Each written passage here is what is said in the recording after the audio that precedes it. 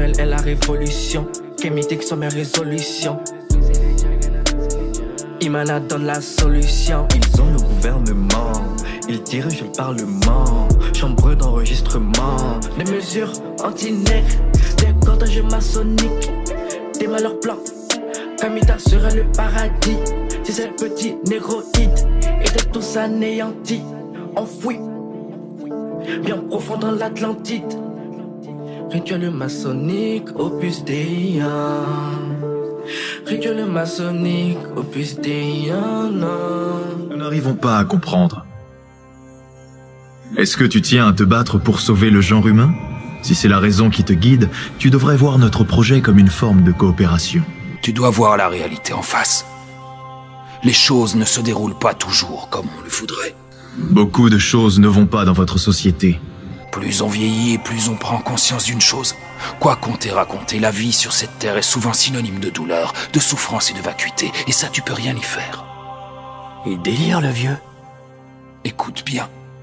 Tu es persuadé d'agir pour la bonne cause, mais sache que toute la lumière comporte une part d'ombre. Il n'y a pas d'exception à la règle.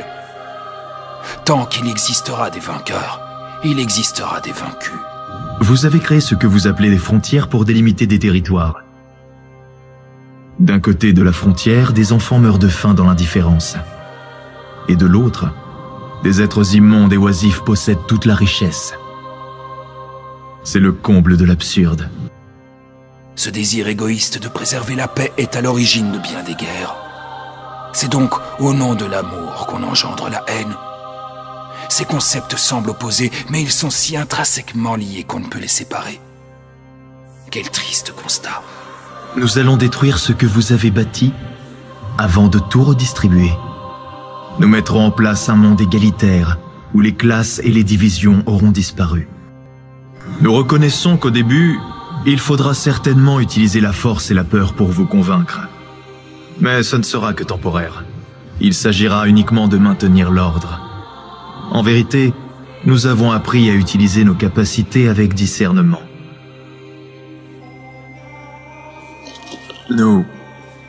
Nous voulons protéger les faibles, ceux qui méritent de vivre.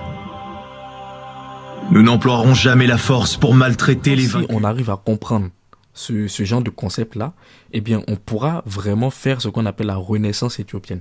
C'est-à-dire,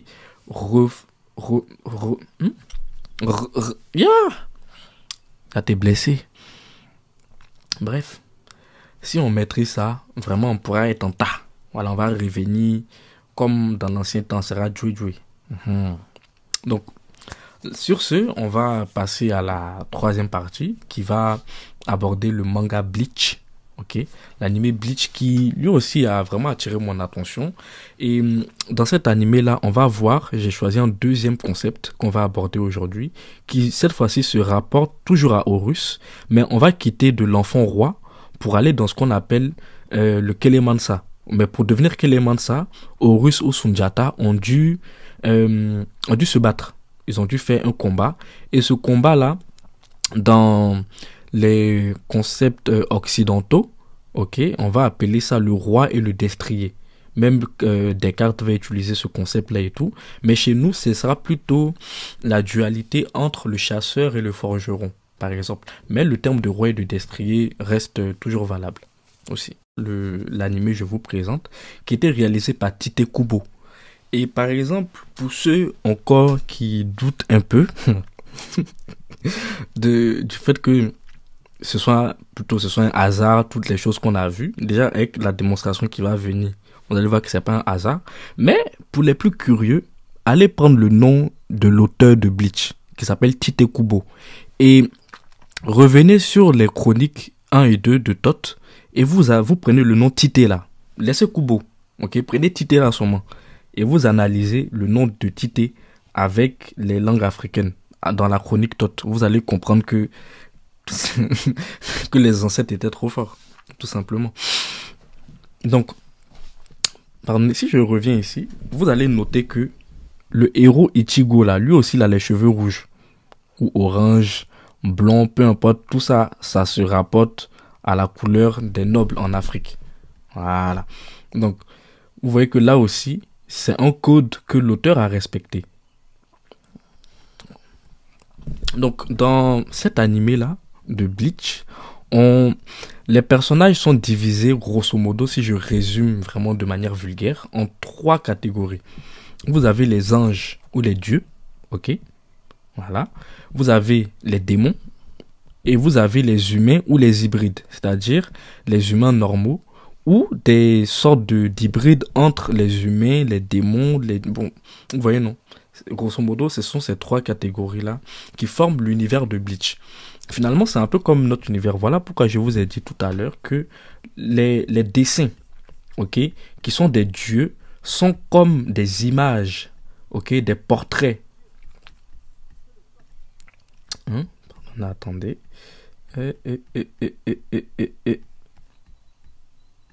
Voilà, ici. Donc, le copte va dire nouté pour dire Dieu. Ok, le Jamsé va dire naté pour dire image, portrait. Mais le portrait, c'est vous-même en fait. Donc, ces dessins, ces images, ok, sont des portraits de notre société. Et Bleach n'échappe pas à la règle parce que vraiment le titre de Kubo là, il était très très fort. Très très fort, il s'inspirait de pas mal de cosmogonies, notamment des cosmogonies Dogon. On va le voir tout à l'heure. Mais il a fait aussi une sorte de miroir de notre société, de naté. Ce sont des natés, des dessins, portraits, images, miroirs, tout ce que vous voulez. Voilà. Donc là, on va voir un peu un résumé de Bleach qui a été fait par Kamal Ekita, je crois. Bon, en tout cas, je vais vous mettre les sources après de toutes les vidéos que je vous présente là dans la description. Tanom, Soul Societyを守ってくれ。黒崎一護。封じられしクイーンシーの王。運命を砕く力はきっと振り下ろされる刃に似ている。決断通じしろ！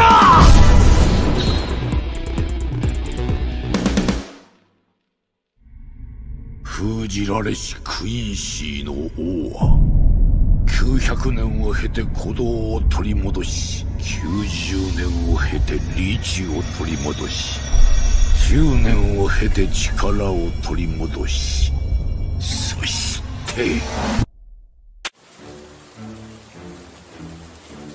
Un Shinigami ne devrait pas avoir à purifier l'âme des fantômes néfastes sur Terre et les guider vers Soul Society.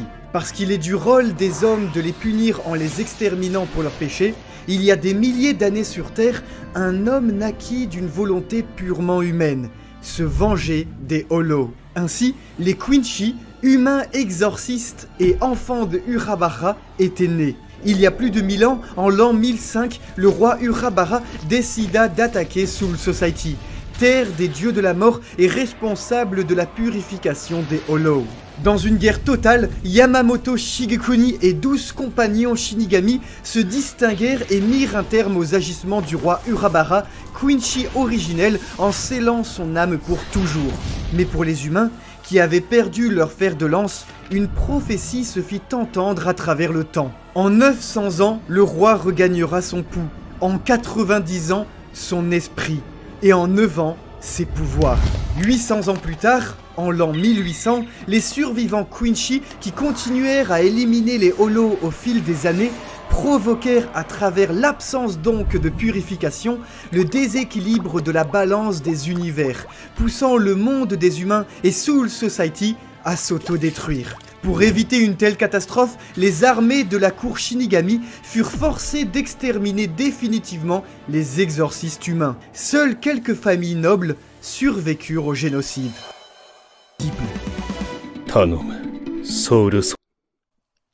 Donc, vous voyez que là aussi encore, en plus du terme du blond, du rouquin, etc., qui revient souvent, ok, il y a le concept des démons.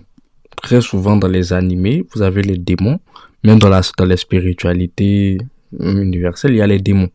Et chose paradoxale, c'est que les héros de ces histoires-là abritent en eux un démon, alors qu'ils sont censés être des êtres purs, etc. Mais si vous vous souvenez de la signification de Naruto, vous voyez que à la fois en lui, il y a la souffrance et en même temps l'amour. Donc, c'est ça, l'être humain équilibré en quelque sorte, c'est cette balance-là qu'il y a entre sa souffrance, la haine et l'amour et tout, etc. Donc, eux aussi, vu qu'ils sont des êtres qui ont pour but de purifier, ok, parce que Naruto c'est ça, il transforme la haine en amour. Donc lui-même, la première personne qui doit réussir à aimer, c'est lui-même. D'où le fait qu'il a un démon en lui. Donc il doit réussir à dompter son démon et à transformer ce démon-là en quelque chose de positif. Parce que ce démon-là, c'est ça qui lui donne la force, la puissance. Sauf que la puissance, sans conscience, c'est le malheur, parce que tu déchaînes la violence. Même, je crois, il y a un grand artiste reggaeman, je sais plus si c'est Alpha Blondy ou Tikenja, bref. Je crois qu'il y a un reggaeman qui disait que science sans conscience n'est que ruine de l'âme. C'est ça. La science, là, c'est comme un démon. La puissance, là, c'est un démon. Mais il faut que tu puisses le contrôler, le maîtriser. C'est pareil. Toi-même en toi, c'est ça le concept du roi et du destrier, en fait. C'est ça l'opposition entre Sumanguru Kante et Sundiata Keita, entre Horus et Seth, entre Ra et Apophis. Vous allez mieux comprendre quand on va développer et tout.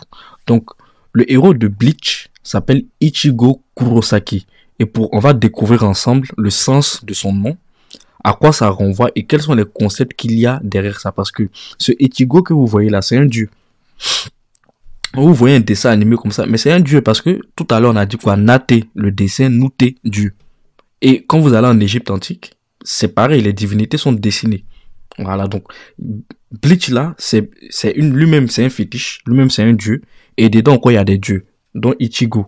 Et Ichigo Kurosaki, on va étudier son nom pour comprendre le concept qu'il y a dans Bleach en fait.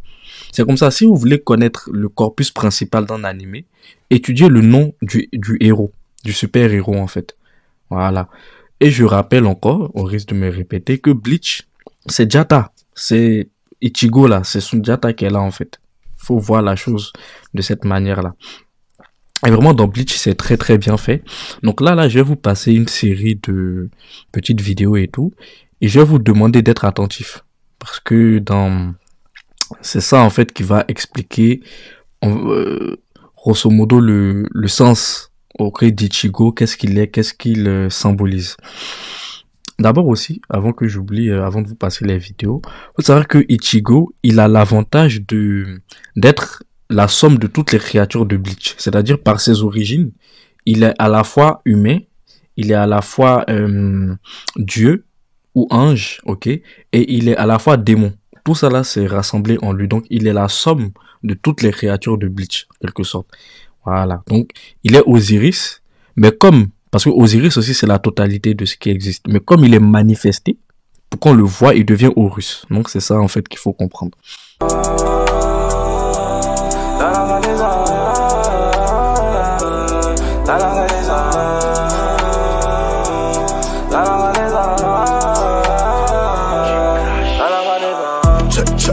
Le Ichigo, ok, si on prend en japonais le terme Ichi, ça veut dire un, premier, ok. En Bamanan, Chi veut dire hiéroglyphe, donc ça veut dire Dieu, parce que si vous vous rappelez de la première partie, on a vu que les hiéroglyphes là, c'est des dieux, c'est les dessins, etc. Donc, vu que en Bamanan aussi, on va dire Kele pour dire un, on sait automatiquement que c'est Horus, ok, ou Ra si vous voulez. Voilà. Donc en Bamanan, on va dire Kele pour dire Dieu et eux vont dire Ichi pour dire un. Et Kele en Bamanan c'est un aussi. C'est comme ça qu'on suit le truc. Ensuite, Koni en Bamanan pour dire Dieu et ce Koni là, c'est ça qui va devenir Go en japonais pour dire 5 et God après ou Goth dans la langue germanique pour dire Dieu. Voilà. Mais ce 5 là, ça et de 1 font référence à quoi? Ça fait référence à ce qu'on appelle l'œuf de Dieu. Parce que en Bamanan, le nom secret du chiffre 5 là, c'est Tala. Et Tala, c'est le nom du soleil, c'est le nom de Dieu. Voilà, ça veut aussi dire le départ, la spirale de la création. Donc, Ichigo, en fait, c'est le signe Kara que vous voyez ici. C'est ça, c'est son hiéroglyphe qui est là, Ichigo là. Et Kara, c'est le cercle parfait, l'esprit ardent, donc l'esprit de feu. D'où le fait aussi qu'ils aient les cheveux rouges ou blonds et tout, etc. Donc, ce Kara-là, les Bambara disent que c'est le signe qui est à l'origine de toute la vie. Voilà, pareil pour l'œuf de Dieu. Vous avez tous les éléments primordiaux à l'intérieur. Donc, Ichigo symbolise en quelque sorte l'origine de la vie dans Bleach. Voilà, il est la somme de tout. Il représente tout. Puis, le corps du Nommo sacrifié est démantelé est projeté dans l'espace, mais il se remembre dans la mare pour donner le premier être humain unisexué. Tel est le moule définitif de l'homme.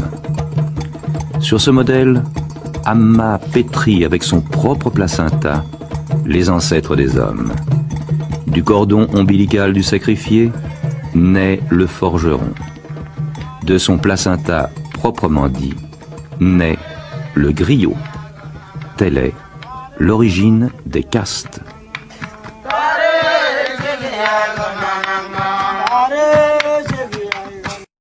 Vous comprenez aussi que les mythologies africaines, qui sont à la source des mythologies qu'on met dans les dessins animés, tout, etc., servaient aussi d'enseignement pour le système social.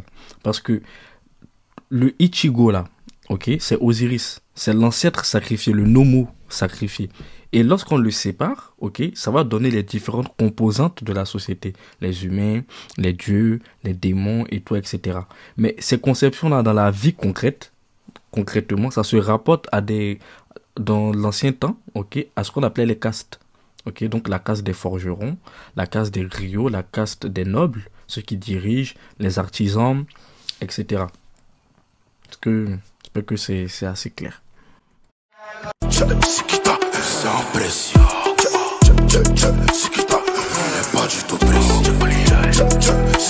C'est mouvement des grands, pas loin, des flamants. Si vous prenez le Bambara, ok, clé, on a dit c'est le soleil. Le copte corps, c'est Horus, et clé, c'est la face. Eh bien, le Kurosaki là, si on prend le Kuro, simplement le Kuro, c'est un des noms d'Horus. Ok? Parce que c'est le Kuro là, c'est ça qui devient clé. Le R se transforme en L. Et le corps, ok, copte. En Susu, on va dire Ore, l'affranchi. En Soninke, Ore, le noble. Ok? Kei, l'héritier. C'est ça qui va donner Keita. Donc quand on dit Keita, c'est dit prends ton héritage. C'est le titre de l'empereur. Voilà. Parce que ensuite, en méroïtique, on va dire Kore, le roi. En Fongbe, on va dire Ke, l'univers. Et en Fang, on va dire Kore, le sauveur. Donc, Ichigo Kurosaki, son nom nous indique qu'il est le sauveur de l'univers dans Bleach. Voici ce qu'il symbolise en fait. Donc, c'est le héros, le super-héros. D'ailleurs, même le mot héros, ça vient de cette structure-là. Allez mieux le comprendre. On continue toujours, on poursuit avec le thème de Ichigo Kurosaki. On va essayer toujours de comprendre à quoi renvoie son nom. Et là, on va d'abord se concentrer sur le thème Kuro. Donc, je rappelle que Ichigo est la somme de tout ce qui existe dans l'univers de Bleach. Grâce à ses différentes origines, il symbolise le roi des esprits. En quelque sorte, c'est pour ça qu'il est le sauveur, la lumière, il est la totalité. Le roi des esprits dans Bleach, c'est Osiris. Voilà, parce que c'est un roi qui est à l'origine de tous les super pouvoirs, c'est-à-dire les dieux, les anges, les humains et tout. C'est lui qui est à l'origine de ces gens-là. Et c'est quelqu'un qui a été démembré, ok, par les nobles, ok, c'est-à-dire les Shinigami, on les appelle dans l'anime. Shinikami, Kami, ça veut dire Dieu chez les Japonais, mais Kami, vous savez tous, pas besoin de vous faire un dessin. À quoi ça renvoie? Voici même pourquoi ils sont très souvent habillés en noir et tout, etc. Ça renvoie à ça, cette idée de Kami. Et Shini, je crois que c'est la mort. La mort ou la vie, en tout cas, c'est un rapport avec la mort et la vie. En tout cas, donc Shinigami. Et ces Shinigami-là vont démembrer le héros culturel, comme Osiris va être démembré en fait. Et ce sont les membres, on va dire en quelque sorte, de ce roi des esprits qui va fonder un certain nombre de choses dans l'anime. Bref, je vais vous laisser aller regarder pour mieux comprendre. Je vais pas trop vous spoiler. Mais le thème Kuro, ok, renvoie donc déjà au nubien Kore, qui veut dire roi, au copte Koi, qui veut dire enfant, et au soninke Kie, qui veut dire le soleil. Donc, l'enfant roi, le roi soleil. C'est ça, tous ces concepts-là sont dans les langues africaines. Et Ichigo, je vous ai dit tout à l'heure qu'il représentait le concept du roi et du destrier, mais il représente aussi le concept de l'enfant roi. Voilà, parce que l'enfant roi, c'est lui le sauveur. Et le roi et le destrier, ce sont les deux entités qui sont à l'intérieur de Ra, ok? C'est-à-dire quand Ra va affronter Apophis, c'est ça, c'est cette dualité-là, le fait du bien et du mal, l'ange et le démon.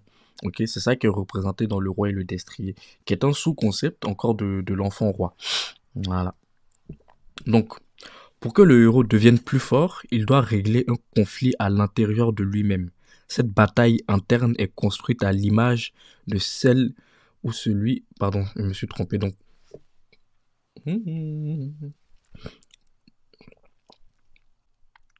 pour que le héros devienne plus fort, il doit régler un conflit à l'intérieur de lui-même.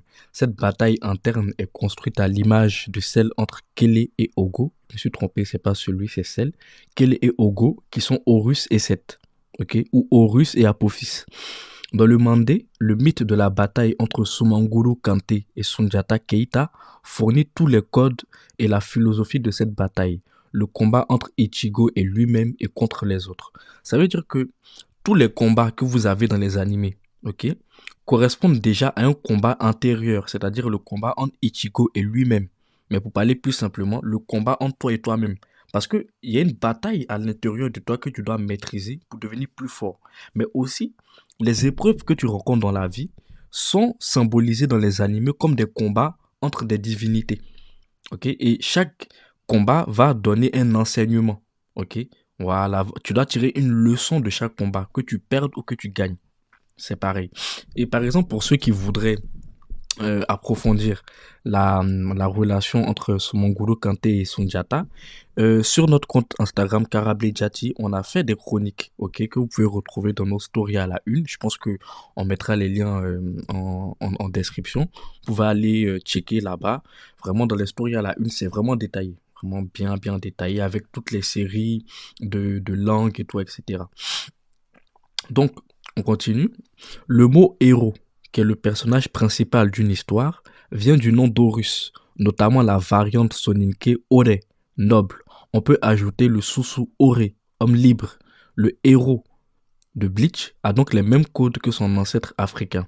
Et ce Ichigo là, en fait, il va symboliser le dieu Horus, mais aussi le dieu Ra, qu'on appelle Ra, etc. D'où le terme Kuro, qui se rapporte au Kara des Mandingues. Et ce Ra là, en fait, il va être divisé entre Horus et Seth.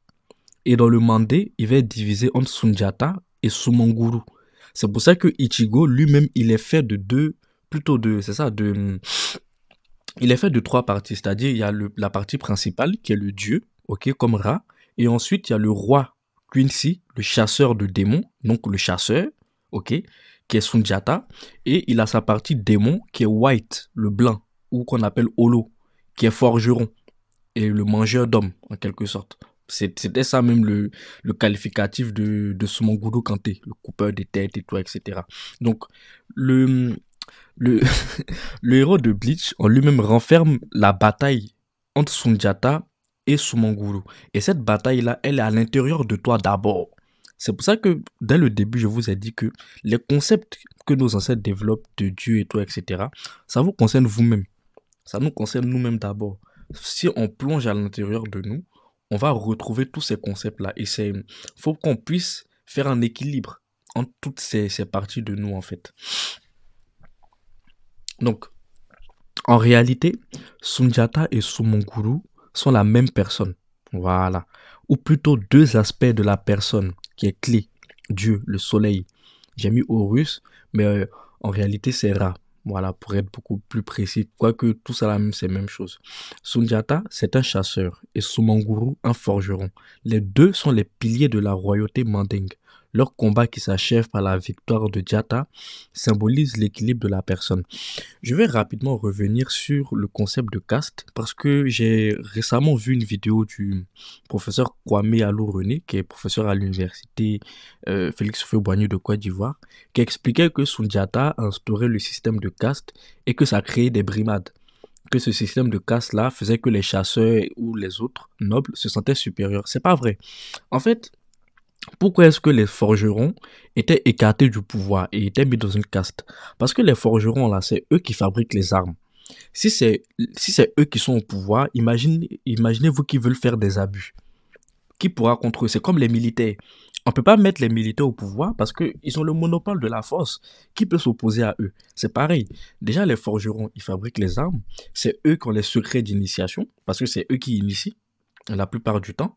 Okay, surtout les premières initiations, c'est les forgerons qui ont cette responsabilité dans le Mandé, surtout à cette époque-là. Donc, c'est pour ça qu'ils étaient tenus loin du pouvoir. C'est pas parce qu'on les sentait inférieurs. Ça n'a rien à voir. Et le système de caste répondait à une organisation du travail.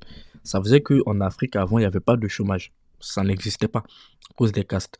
Maintenant, on peut dire que oui, peut-être que ça brime et tout, certaines volontés personnelles individuelles, on pourra revenir sur ça. Mais je tiens vraiment à préciser que le système de caste, c'était pas un système de domination, non. Chacun avait son rôle, avait ses devoirs, ses obligations, ses droits et ses privilèges, etc. Donc, on continue. Sundiata Konaté, parce que bon, moi, je l'appelais Konaté en lui donnant le nom de son père. Souvent, on l'appelle Konaté, mais la plupart du temps, vous allez voir que ça porte le nom de sa mère, Sogolon Kondé. Mais entre Kondé et Konaté, c'est le même nom. Vous voyez, Konaté, Kondé, Kanté. Eux trois, ils ont le même nom. Donc, c'est la même personne. Ok? Donc, Sundiata Konaté, en prenant le nom de son père, signifie le seigneur lion n'est pas stérile. Et Soumanguru Kanté veut dire le seigneur bottier n'est pas muet. Bref, si vous voulez aussi une chronique encore sur Sundiata et Soumanguru, on pourra mieux expliquer pourquoi le seigneur bottier, ok, et pourquoi etc.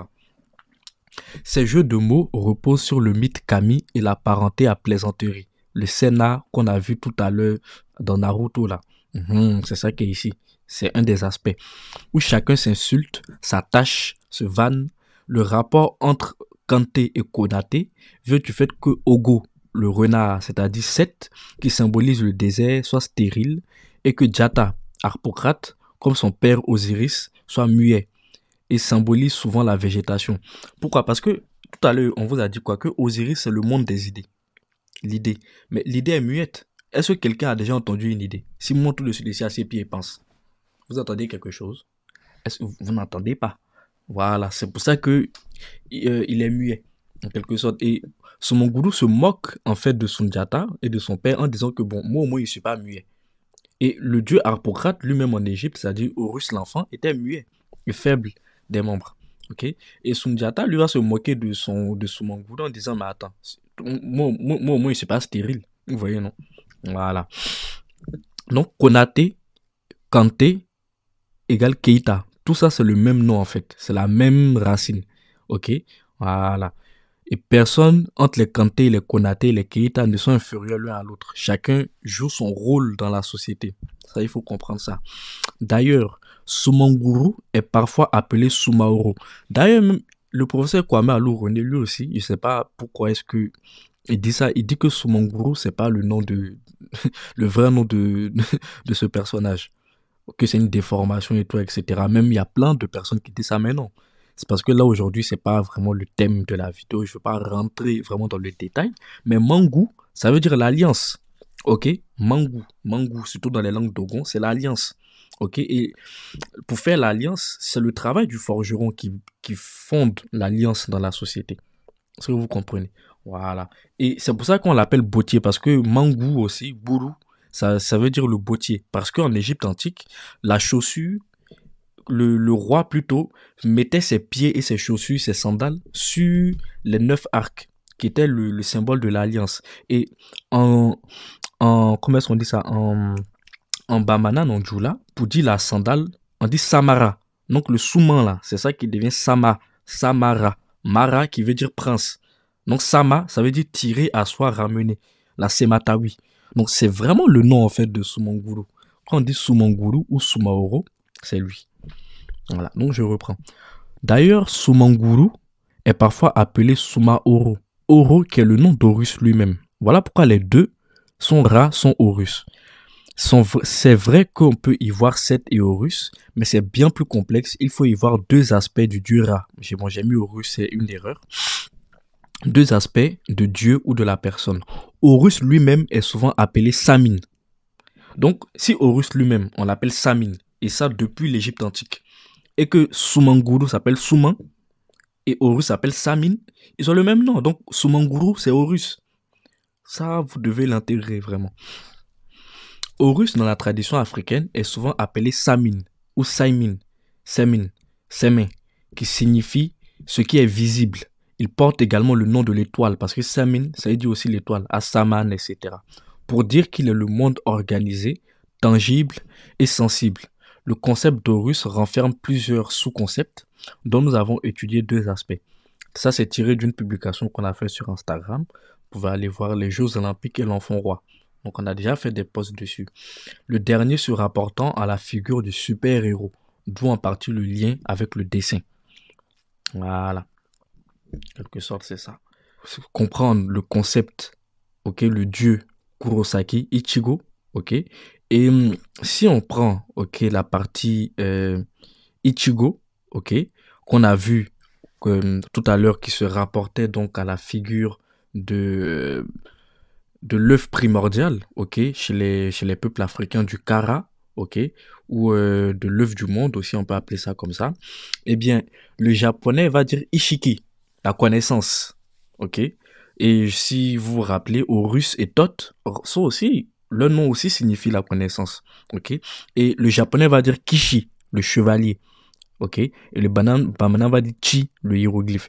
Il faut savoir que ça renvoie encore au Kamara, ok, parce qu'on a vu par exemple que Naruto renvoyait au Kamara, mais cette structure-là du japonais renvoie aussi au Kamara parce que les Diomandés, qui sont les Kamaras de Côte d'Ivoire, portent un nom aujourd'hui qui était un titre à l'époque, et ce titre-là était porté par de très grands initiés, ok, dans les mystères, par souvent des scribes ou des marabouts, mais qui étaient aussi des membres de l'armée.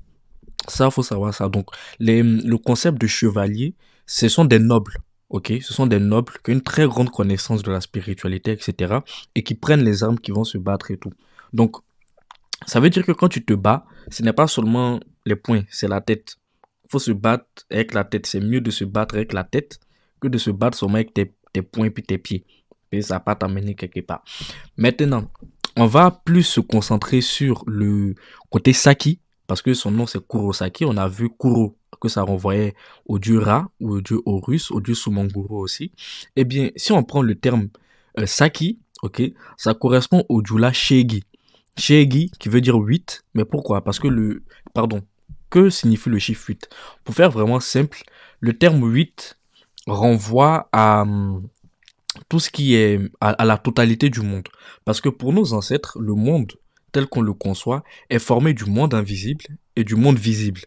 D'où le fait que quand on a commencé, je vous ai montré qu'est-ce qu'était un dieu, qu'est-ce qu'était un fétiche, et que le fétiche correspond à l'incarnation de l'invisible. Eh bien, l'union du monde visible et du monde invisible se fait sur le chiffre 8. Voilà, qui représente l'infini. Tout ce qui existe dans le monde, les peuples africains symbolisent ça dans le chiffre 8. Souvent, on symbolise ça également dans le chiffre 9. Ok, voilà. Ça dépend de où est-ce qu'on veut orienter la chose. Mais chez les Mandingues, c'est plus le chiffre 8 qui est pertinent. Ok, voilà. Ensuite, en Évé, on va dire Seka, les lois. En copte, on va dire Sak, le scribe, le maître. Seke, dessiner, écrire.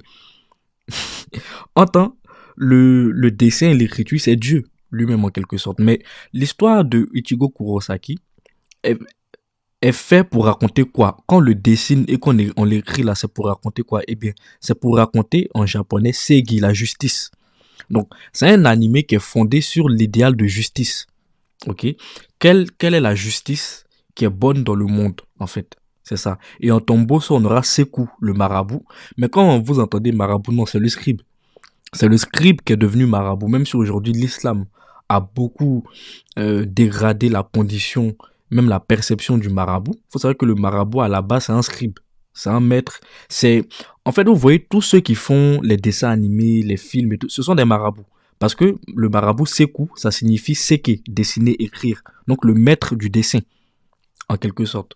Voilà. Et Sigi, ça veut dire s'asseoir, ok, qui renvoie à la déesse Isis, à la noblesse, à la royauté, à la protection aussi.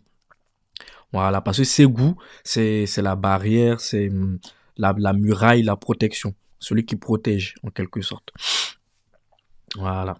Donc je vais vous passer en tout cas quelques petites vidéos pour, on va dire, illustrer un peu tous les propos que nous avons eus jusqu'à présent.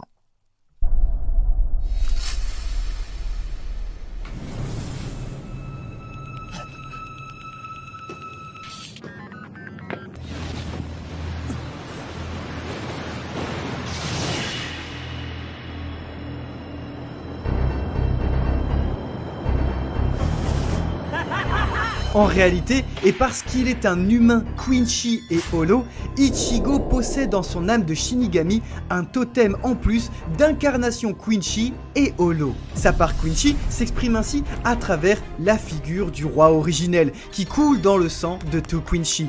Urabara, sous sa forme d'il y a 1000 ans, protège Ichigo et ne souhaite pas qu'il prenne part au combat trop dangereux.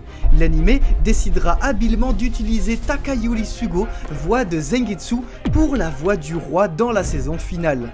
De son côté, White, la part holo d'Ichigo, convoite sa force et souhaite que ce dernier meure pour qu'il puisse prendre le contrôle. C'est ce qu'il appellera le jeu du roi et du destrier, deux rôles interchangeables. Conjuguant ainsi son esprit au pluriel, Ichigo partit pour Soul Society, où il affronta le puissant capitaine Zaraki Kenpachi. Ayant perdu contre ce dernier, c'est en ordonnant à son sang de ne pas couler qu'Ichigo utilisa inconsciemment une technique Quincy, son Bloot. Le tout au volume 13, bien avant que Kubo n'en explique la signification au volume 59. Pour vaincre Kenpachi et progresser, Zangetsu l'invita d'abord à vaincre White. Ce dernier traita Ichigo d'égoïste, sans que celui-ci ne puisse comprendre qu'il s'agissait ici d'une invitation à découvrir Zangetsu et ses origines brumeuses. En saisissant que Kenpachi avait un Zanpakuto sans nom, Ichigo décida de comprendre Zangetsu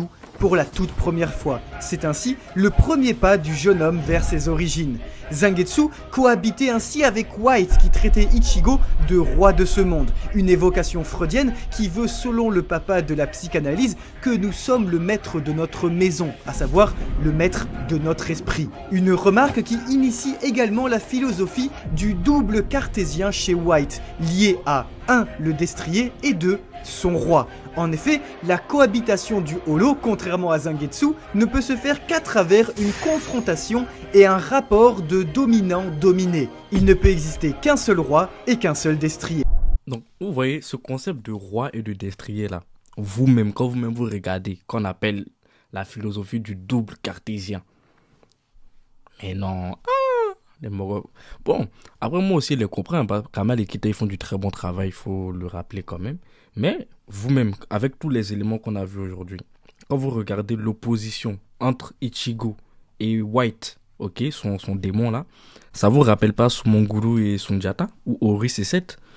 Parce que comme je vous ai dit, ce combat là, c'est d'abord en vous-même. Parce que le Horus c'est vous, Ra c'est toi, en quelque sorte.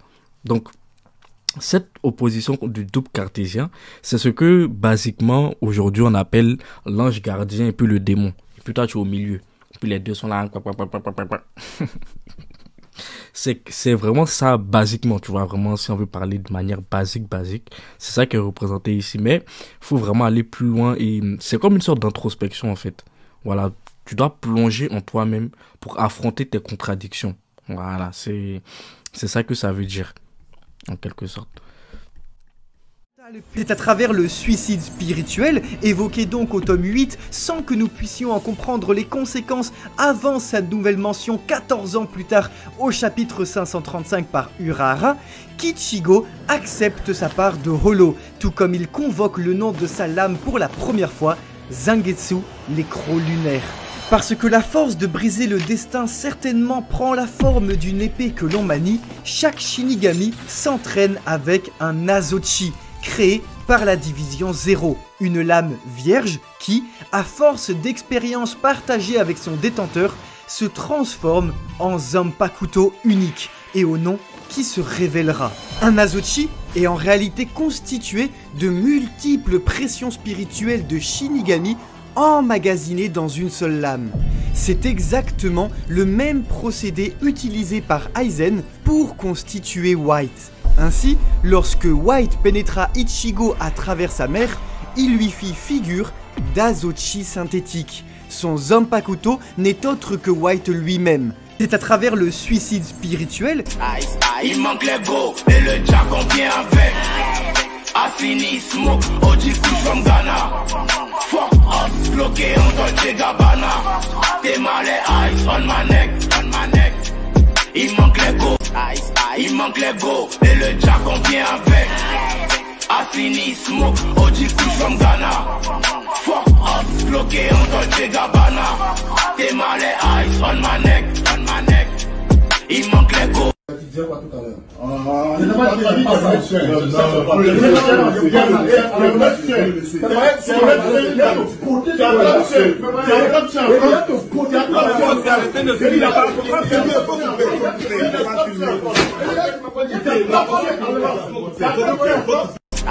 Il manque les go et le jack on vient avec. Tu fais quoi? Tu dis quoi? C'est qui ça? Yassa, et péri c'est cadeau ça. Sous facile le complet gangan, tu dis le type pour la logamba. Ça plaît, dis les gars sont sous ma main. Ça regarde comme à moi. Toupi, c'est comme bête lica. Conspire, nous goût, bestie. Dis quoi? Tu fais quoi? Sous facile le complet gangan, tu dis le type pour la logamba. Ça plaît, dis les Adi pour le millionnaire, Yerim Bakayoko.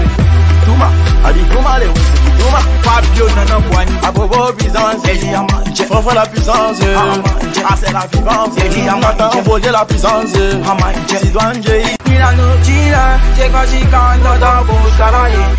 Chila, c'est quand j'y gagne dans la bouche caraïe. Milano Chila, c'est quand j'y gagne dans la bouche caraïe. Chila, c'est quand de 1, 2, 3, le gain de patate. Donc, si vous vous rappelez maintenant, c'est ça même qui confirme encore que le White là, c'est un forgeron. Et qu'il rejoint Soundiata Keita, Soumanguru Kanté. Et que le roi des Quincy, qui est le chasseur, lui rejoint Soundiata Keita. Et les deux ensemble forment la personne Dieu, Clé Toro. Et ce Clé Toro là, c'est toi-même. Ok? Donc, vous devez vraiment avoir cette perception. C'est-à-dire que dans vous, vous avez à la fois la puissance, la volonté, donc l'épée là, et vous avez l'intelligence. Et c'est en fusionnant les deux, en forgeant, en affrontant les épreuves que votre épée se bonifie de plus en plus. Parce que le White là, c'est lui qui fait figure de Zanpakuto, c'est-à-dire d'épée à Ichigo, comme ça a été expliqué par Kamal et Kita dans leur chronique. Ok? Donc, ça, c'est vraiment le B.A.B.A. en fait, du concept du roi et du destrier, ou, si on veut parler en termes mandingues, du chasseur et du forgeron. C'est un combat qui a lieu entre toi et toi-même, à l'intérieur de toi, mais c'est aussi le combat que tu fais quand tu as des épreuves. Voilà, quand tu affrontes des épreuves dans la vie. Et ce Zanpakuto-là, ok, je vous ai dit que c'était la chaîne ininterrompue des innovations personnelles et collectives. C'est ça la tradition. L'épée que tu prends pour briser ton destin, pour avancer, pour déblayer, pour affronter les épreuves, c'est ça la tradition en fait. Et sans tradition, tu vas aller où? Nulle part. Et c'est ce qui nous arrive aujourd'hui à nous les Africains, c'est-à-dire qu'on n'a plus la notion de la tradition, ce qui fait que on tourne en rond en fait, en quelque sorte. Le Zanpakuto, c'est l'expérience, ok? Et un petit fun fact pour la suite. Ogo, ok, Seth qui représente Soumanguru Kanté et White, le démon d'Ichigo, est en fait l'oncle maternel d'Horus, ok, d'où le fait que White morde la mère d'Ichigo. La morsure de White chez les Africains correspond à la morsure de l'Uréus, de Ré, c'est-à-dire le serpent que vous voyez sur la tête du dieu Ré ici là. C'est ça qui renvoie à la morsure, dont la brûlure est comparée à la puissance du soleil. White et Soumanguru sont des attributs du soleil. C'est l'une des raisons de l'association du serpent et sur le cercle solaire de Ra. Et quand vous prenez même le forgeron, il a besoin du feu pour travailler, tout cette puissance-là. C'est aussi ça.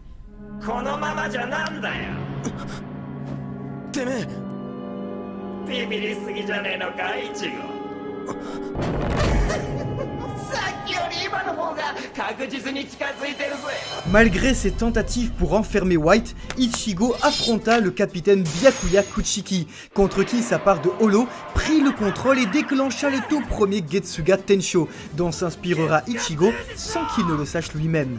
Revenu sur Terre après avoir sauvé son ami, le jeune homme s'inquiéta donc néanmoins de sa part de holo en craignant qu'elle ne l'avale tout entier. Donc, quand vous voyez le holo là, holo, ils l'ont appelé holo dans...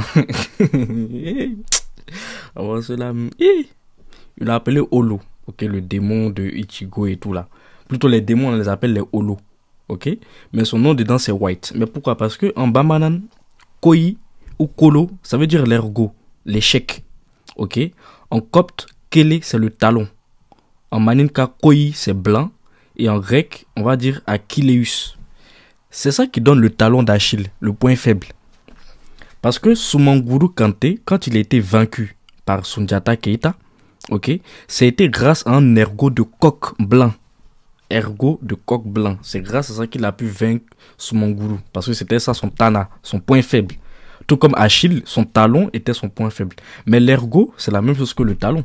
Quand vous prenez le coq, l'ergot du coq, c'est son talon, en quelque sorte. Voilà, donc c'est ça aussi que White symbolise. Donc Ichigo, en vainquant White, il essaie de transformer son point faible en force. Parce que s'il laisse le démon prendre le dessus, il va se déchaîner, il va faire beaucoup de choses bêtes. Et même quand tu es aveuglé par la colère, tu fais rien de bon. On peut te battre facilement. Alors que quand tu es lucide, ok, tu es bien, ça, tu as plus de chances de remporter la victoire. Et le Soninke va dire qui est, pour dire le soleil, parce que aussi, l'ergot de coq, il est vu un peu comme un rayon de lumière qui va rentrer dans l'obscurité pour chasser l'obscurité. D'où le fait que en Égypte antique, Sumanguru, ok, qui va être le serpent Apophis, est vaincu par Horus, ok, ou le dieu Ra, grâce notamment à Seth. C'est-à-dire que c'est Seth qui s'appelle Sutana dans les langues mandingues, Sutana Sitene, qui est le Tana, c'est-à-dire l'interdit. Et l'interdit de Sumanguru, c'est Kolo, Koi Kolo, c'est-à-dire l'ergot blanc. Ça, Koi Kolo, l'ergot blanc. C'est ça que le point faible de Sumanguru, en fait. Et si je vous remets, par exemple, le papyrus, où on les voit s'affronter, eh bien vous allez comprendre que le White là, à la fois c'est le point faible, mais à la fois c'est ce qui peut permettre de remporter la victoire. Donc c'est à nous d'être intelligents pour transformer nos points faibles en force et transformer la force de nos ennemis en points faibles. Notamment dans les arts martiaux, c'est quelque chose qu'on utilise beaucoup, surtout au judo, tout ça et tout. Donc je vais vous montrer déjà le papyrus ils appellent ça papyrus de Erupket, mais moi je lis ça Ibu Keita, okay, qui est un papyrus du livre de la sortie au jour, qui est le livre sacré de nos ancêtres, où on voit le dieu Ra en train de combattre Apophis sur la barque solaire grâce à Seth, non grâce à l'ergot de coq, à l'ergot blanc, qui, je le rappelle encore, c'est grâce à ça qu'on a vaincu Sumanguru Kante, que Jata a vaincu Sumanguru.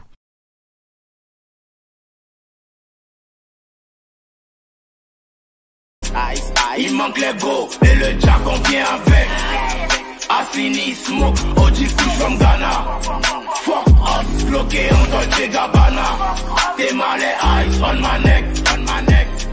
Il manque les go, il manque les go et le dragon vient avec. Affini smoke, Ojiku from Ghana. Fuck us, bloqué en Dolce Gabbana. T'es mal les eyes on my neck. Donc, pour résumer un peu le concept donc du roi et du destrier, on peut symboliser ça sous, comme je l'ai dit tout à l'heure de manière vraiment simple, sous le concept d'ange gardien et de démon gardien. Ok, donc son premier avatar qui est le Quincy, ça s'appelle comment, bon, voilà, c'est pas Zangetsu. Ouais, je pense que ça s'appelle, non, Zangetsu. C'est vraiment son nom. Attendez, il a vérifié rapidement, mais il n'a pas envie de dire des bêtises. Zangetsu. Ouais, c'est ça. C'est bien son nom. Il s'appelle Zangetsu, voilà. Donc Zangetsu, qui est l'ange gardien de guillemets d'Ichigo, qui est sa partie Quincy, sa partie de chasseur, de chevalier. Eh bien, il symbolise l'intelligence, la sagesse, ok, la force du cœur qui te pousse à t'élever. C'est aussi la lumière qui te permet d'être le roi, le maître de ton destin, donc, l'intelligence, etc. Mais ça, en général, ça te pousse au conservatisme, à l'immobilisme, vous voyez, parce que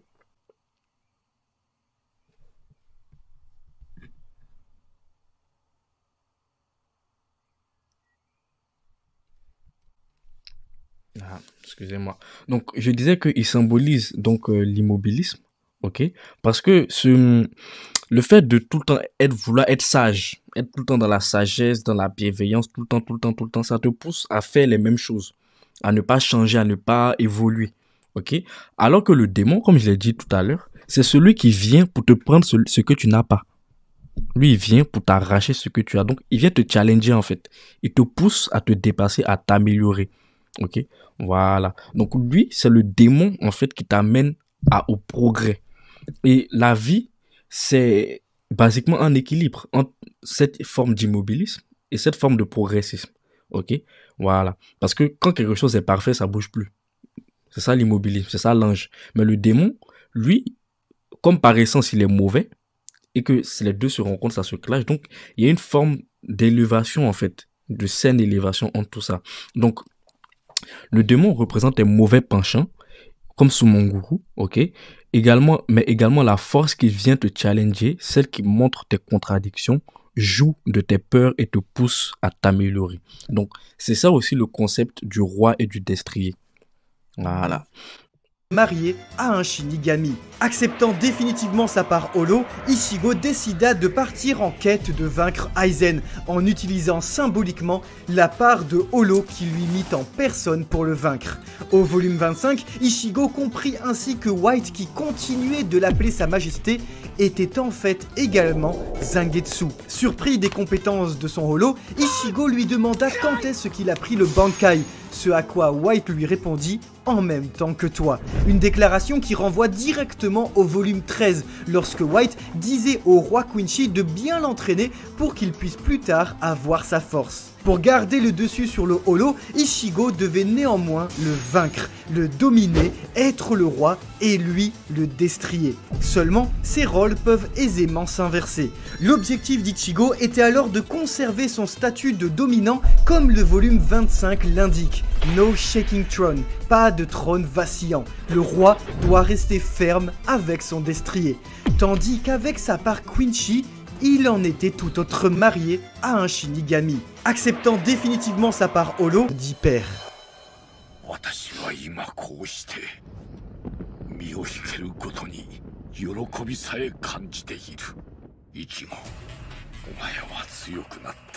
De son côté, et après avoir essayé d'empêcher Ichigo de devenir Shinigami en bridant son potentiel, sa part Quincy comprit que l'âme du jeune homme ne pouvait être réfrénée. Alors, et dans un ultime au revoir, l'incarnation Quincy décide de se retirer, débridant les pouvoirs Shinigami d'Ichigo et lui offrant son véritable Zanpakuto, Zangetsu, la lune tranchante. Une double lame qui, comme Ichigo, se voit conjuguée au pluriel. Une pour sa part de holo, l'autre pour sa part Quincy. Le tout porté par le Shinigami remplaçant. Ainsi, le dualisme cartésien de l'œuvre s'illustre une ultime fois à travers le titre du volume 8 et chapitre 541, La lame et moi, et La lame et moi, volume 2. Kubo n'a rien oublié. C'est en devenant Zangetsu pour de bon qu'Ichigo devint sa lame, faisant du titre du 542e chapitre La lame et moi. La figure cartésienne du double se conjugue ici une toute dernière fois à travers un Zanpakuto lui-même formé de deux épées. L'heure est enfin venue d'en finir. Le grand final de Bleach peut commencer. Car il est dit à la fin de la prophétie que si en 9 ans le roi retrouvera ses pouvoirs, alors en 9 jours, il conquérera le monde. Voici venir la fin de Bleach. Voici venir la fin de la guerre millénaire de sang. On arrive donc à la fin de cette chronique sur Tot, qui revenait sur l'origine africaine des dessins animés, mais surtout sur le vrai concept de Dieu, de divinité. C'est-à-dire que quand vous dites Dieu, Dieu, Dieu, Dieu, ok, aujourd'hui, surtout dans les traditions abrahamiques, en indexant aussi les traditions africaines de polythéistes, vous savez même pas que le Dieu que vous priez là, c'est pareil que pour les Africains, c'est-à-dire que c'est du fétichisme. Voilà, même ceux-mêmes qui se disent athées sont encore dans le fétichisme. Parce que Dieu même, c'est la lumière. Et la lumière, c'est ce qui amène le fétiche. Ce qui est visible, ce que tu vois, ce que tu peux toucher, etc. C'est ça le fétiche. Donc Dieu, comprenez que, à l'origine, étymologiquement, ça veut dire fétiche. Et pour conclure, je tiens à dire que la notion de Dieu est une notion philosophique traditionnelle africaine. Voilà. Certes, aujourd'hui, c'est un concept universel qui est partagé par toute la terre entière. Donc, personne ne peut dire ça m'appartient, ça m'appartient. Parce qu'au final, on est tous des Africains originaires de Kama. Mais il faut rendre à César ce qui est à César. C'est-à-dire que cette notion-là, ce n'est pas né comme ça. Non, c'est un groupe de personnes bien localisées qui se sont assis, qui ont réfléchi. Parce qu'il faut de la réflexion pour construire tout ça. Et surtout pour que jusqu'à aujourd'hui, on continue d'utiliser leur code partout dans le monde. Donc, c'est une communauté africaine, éthiopienne, qui s'est assise et qui a réfléchi sur ça, qui a fait de la philosophie pour aboutir à ce concept qu'on appelle aujourd'hui Dieu. Donc, j'espère que vous avez pu bien comprendre, que vous avez aimé la chronique et que vous sortez vraiment élevé, avec plus de connaissances, beaucoup plus avertis, beaucoup plus au fait de nos traditions. C'était Miekanse Diomandé, Scribe Royal et Manti sur vous. Culturel est la révolution, Kémitique sont mes résolutions. Imana donne la solution. Ils ont le gouvernement, ils dirigent le parlement. Chambre d'enregistrement, des mesures anti-nègres, des cordages maçonniques, des malheurs blancs. Kamita serait le paradis si ces petits négroïdes étaient tous anéantis, enfouis, bien profond dans l'Atlantide. Rituel maçonnique, opus Dei. Rituel maçonnique, opus Dei.